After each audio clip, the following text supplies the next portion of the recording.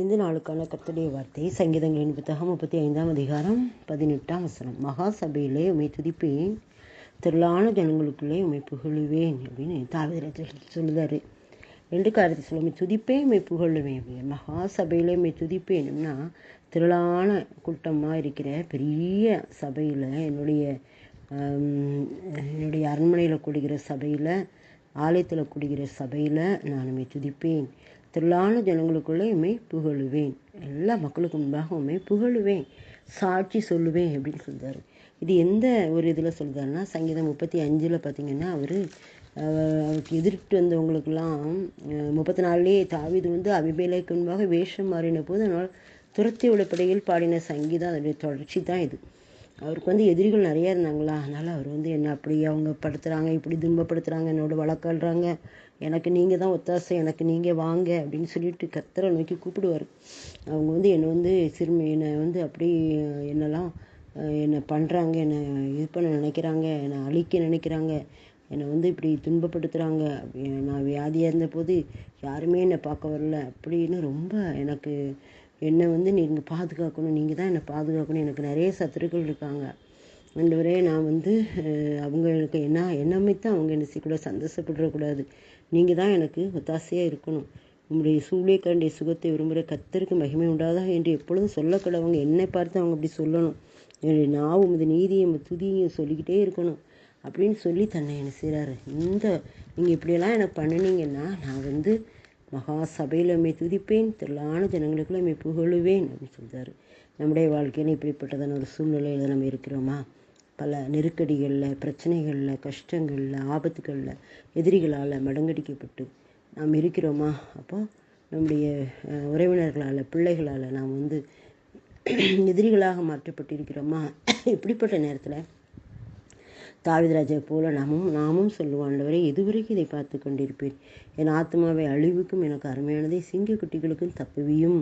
இப்போ நீங்கள் இதுக்கெல்லாம் தப்புவிக்கும் போது நான் மகா சபையில் உம்மை துதிப்பேன், திரளான ஜனங்களுக்குள்ளே உம்மை புகழுவேன் அப்படின்னு சொல்லி ஆண்டவர் ஒப்பு கொடுக்குறாரு. மகா சபையில் நீங்கள் எனக்கு இப்படிலாம் செய்யும்போது நான் உம்மை துதித்து, உம்மை புகழ்ந்து, உம்மை பாடுவேன், உமக்கு சாட்சியை சொல்லுவேன் அப்படின்னு சொல்லி கர்த்தரை நான் பிரஸ்தாபப்படுத்துவேன், உங்களை நான் முன்னிலைப்படுத்தி பேசுவேன் அப்படின்னு சொல்கிறார். இன்னொரு இடத்துல கூட சொல்வார், இந்த காரியங்களை நான் மகாசபைக்கு அறிவியாதபடிக்கு நான் ஒழித்து வைக்கவில்லை அப்படிம்பார். நான் எல்லாற்றையும் நீர் செய்த எல்லா நன்மைகளையும் நான் மற்றவங்களுக்கு சொல்லி துதித்து புகழ்ந்து நான் பாடுவேன் அப்படின்னு சொல்கிறார். அப்படிப்பட்ட ஒரு இருதயம் அப்படி இருந்ததுனால தான் அவர் எல்லா காரியங்களையும் ஜெயம் எடுக்க முடிந்தது, எல்லாரும் சத்துருக்களையும் மேற்கொள்ள முடிந்தது.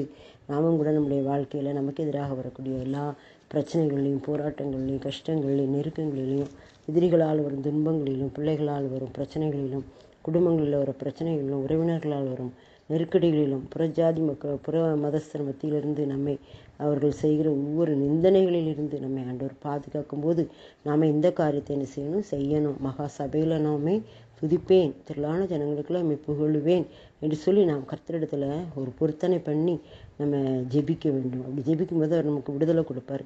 விடுதலை கொடுத்த உடனே நம்ம வாயை முடிக்கிட்டு என்ன செய்யக்கூடாது, உட்கார்ந்துட்டு இருக்கக்கூடாது, எல்லாத்தையும் அதை சொல்லணும். அவர் செய்த அதிசயத்தை, அற்புதத்தை நம்ம சொல்லணும்.